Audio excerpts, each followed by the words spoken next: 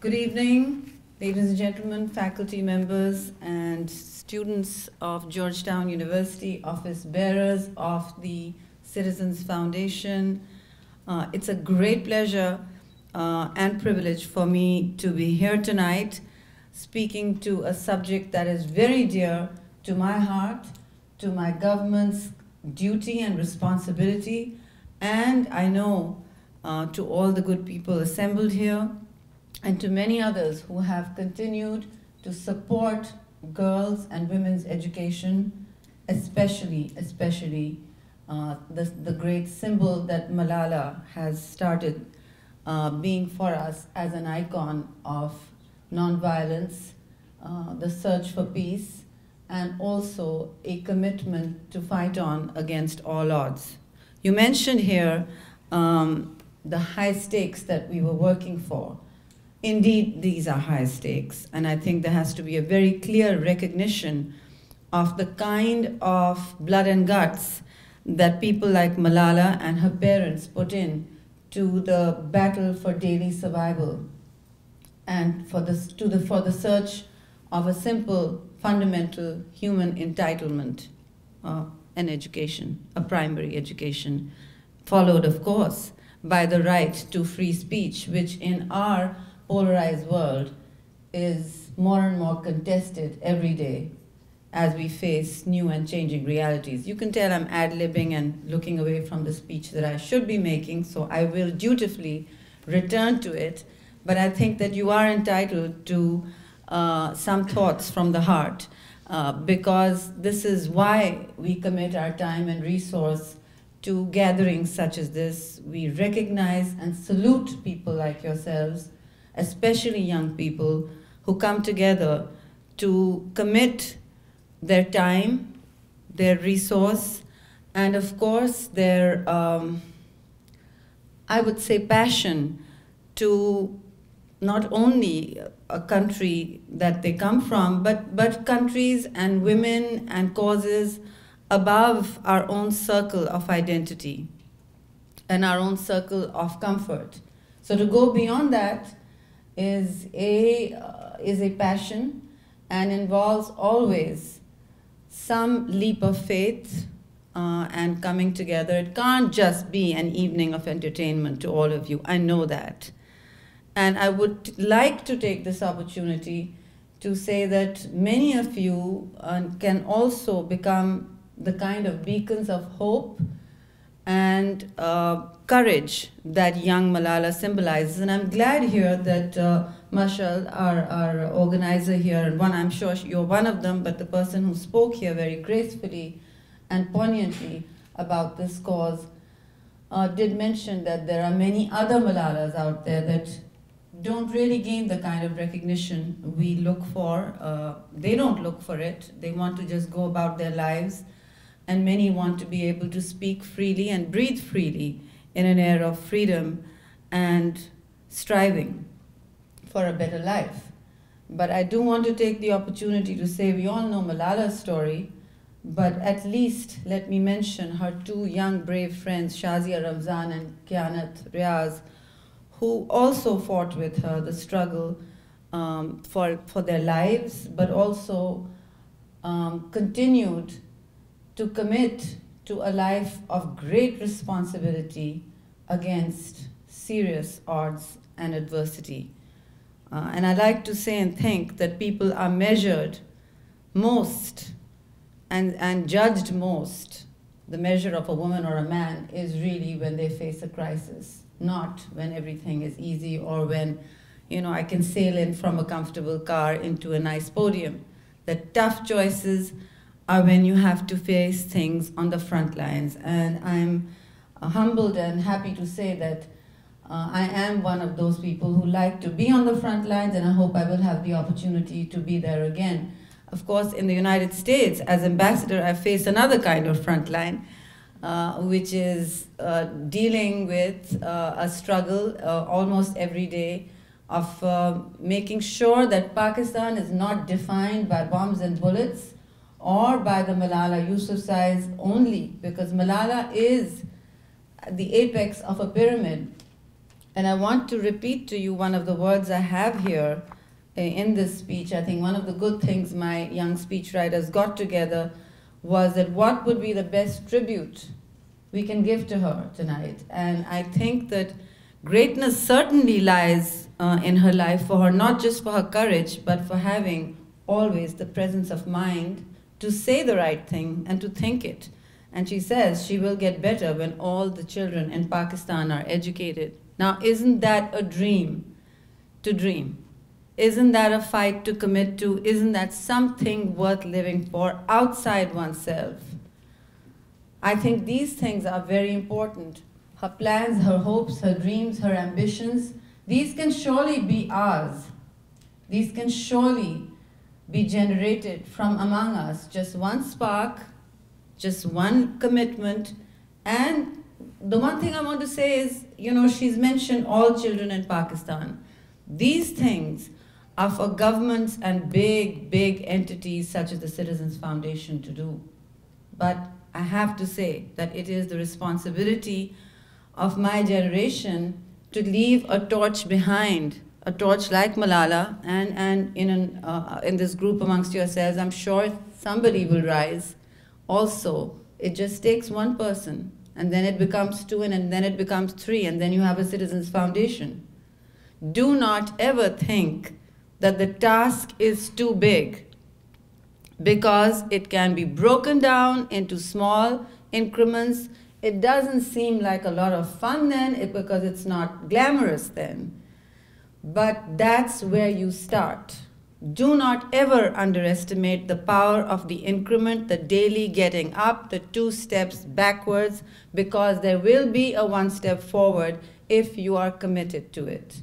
And that 1 step forward is what will take people like yourselves and Malala propelled into at least the first phase of your dream. Because if you have a dream that is above yourself and outside yourself, and that's the only really way to be, because if you're going to be among only dreaming about attaining goals that are individual, then your ambitions will never be realized enough, and you'll always be frustrated. I tell my daughter this all the time, who's 25 now, that you've got to dream dreams outside of yourself. The minute you do that, you're connected to the spirit of humanity and change. And that's what's important. That's what Malala has grasped without ever saying it, without probably articulating it as a philosophy, because that is what it is. It is a way of life, a way of thinking, and importantly, a way of being. So I would exhort the young people here. I mean, I would consider my task for many weeks well done if just one person from here could give their life to something bigger than themselves. And I would, of course, like for it very much to relate to Pakistan.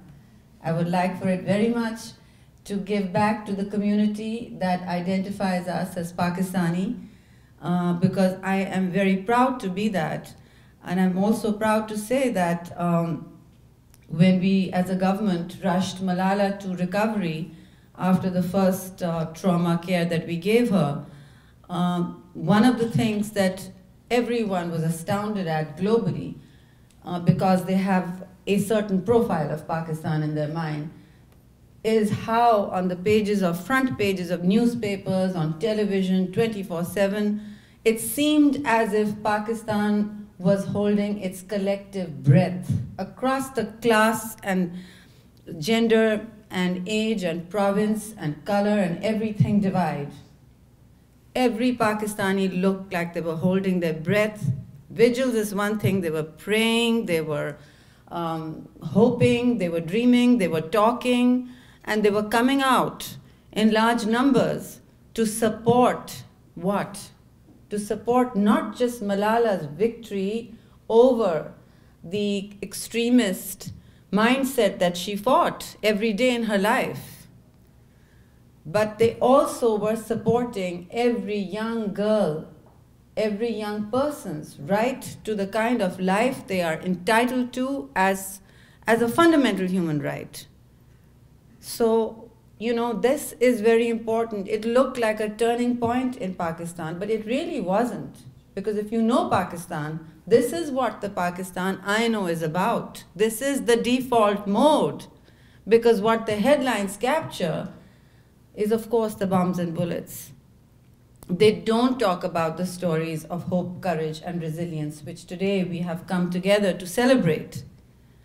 And I hope we will have many such opportunities to celebrate stories such as this and gain from them and learn from them and understand from them. I do also want to take this opportunity to say that it's been mentioned that Malala is up for a Nobel Prize, Peace Prize for this year. No greater honor. She was among the runners-up for the Time magazine's Person of the Year. And also, for us, this is, as I said, bigger than just one person, as she likes to make her life bigger than herself. The President of Pakistan on the 9th of December announced the establishment of a Malala Fund for Girls' Right to an Education in collaboration with UNESCO, with seed money of $10 million from Pakistan. The fund will serve to champion the cause of girls' education, not only in Pakistan, but throughout the world. This is a small act of going outside your own circle. Because we are looking, of course, to bring this, to raise the statistics, to raise the quality of education, but it's not for us about filling the classrooms or jacking up the enrollment statistics. It's not about numbers. It's got to be about successful pedagogy. It's about actual access to that quality education, about crossing the class divide that sometimes polarizes a private and public education, and also about seeing to it that we provide students with necessary skills for the job market. Because that's really one of the calendar of imminent anxieties that should be facing young people as they graduate, because they certainly faced us all when we were in our senior year. And obviously, we do want to look towards closing the gender gap as well in Pakistan. And I do want to speak to this group and say that the subject of female education is actually now a key priority area for Pakistan. This is the government that is closing its first constitutional peaceful transfer of power. So we think that this kind of work is important work. This kind of work, even if it's a building block, requires a great deal of our support. And we also know, like you do, that with nearly half of the 180 million Pakistanis under the age of 30, we have to come up with planning in terms of jobs and in terms of livelihoods for one of the world's largest youth cohorts. They're making music, they're making lovely clothes, they're designing art, they are speaking out, they're coming together to form youth wings of political parties. They're doing all kinds of stuff. They're not really on the front lines of the extremist advance, no. They're doing other things with their life, but they do need the resources and the push that all of us combine together. Sometimes governments can't do it alone, but it's certainly our responsibility to be trying. And I do want to tell you that we have celebrities in our own light, and I quote the name, I want to raise someone's profile here, somebody called Arfa Karim, who became a Microsoft certified software engineer at the age of just 9 years. Some of you may have heard of her, but why I say I want to speak about people like that is to give them encouragement, to give them recognition, which always is a powerful pull and push for young achievers. I also want to mention somebody like Moeen Ali Nawazish, who passed a record 23 A levels. I mean, this is seriously a prodigy. And 21 of them were A's. It's giving me a horrible complex because I only did 6 A levels, scraped right through in 1 year. And so clearly, we have many stars in this pantheon of achievers, and really, we need to move to appreciating that. As far as Pakistani Americans are concerned, I do want to point to the fact that more than 55% of our diaspora here are graduates. So it's an educated community, it's a young and educated community, and we hope that those of you who stay, who make their lives, whose parents live here in the United States, will find a strong voice in their own communities and decision-making circles, and as at the community level, at the state level, at the local level. And we do want to enhance our outreach efforts from the embassy. We have recently launched something called the Generation Next Initiative, which will bring together students, young professionals, and academics from across the United States and provide them with a social platform to network and identify education and employment opportunities. We do recognize that there's a counseling gap sometimes.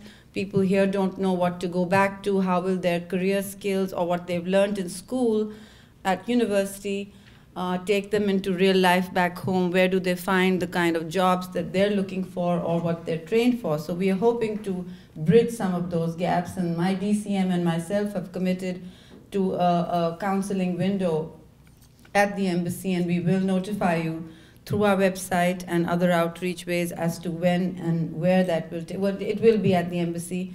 So I call it a 0 hour for young people to just come in and speak with us freely into what their hopes and dreams are and how we can, as an embassy, help to achieve them and make them a daily reality.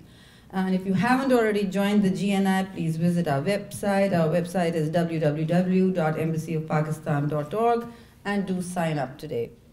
You can also follow and interact with us on Twitter or Facebook, and I think that our handle is @PakEmbassyTC. Of course, I have one as well, and I do respond, not every day, but occasionally on DMs to direct messages, at least one a day.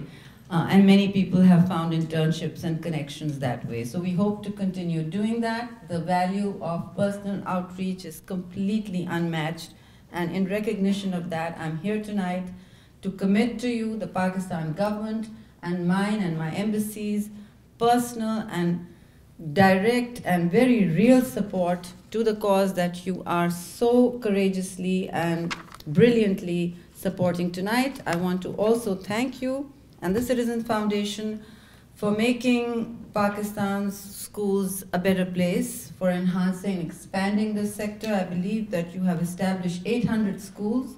I have been to a couple of them to see how we can help, where I think 115,000 students are enrolled, and I believe these are not just paper degrees you're giving out, this is a quality education. So again, I salute you and congratulate you, especially for the 6,000 female teaching staff that you employ here. Once again, I welcome all of you to visit us at the embassy. And after that, I look forward to seeing you in Pakistan. Believe me, the cities are fun places to be and great places to work. So thank you for this opportunity, and I look forward to interacting with you in the future.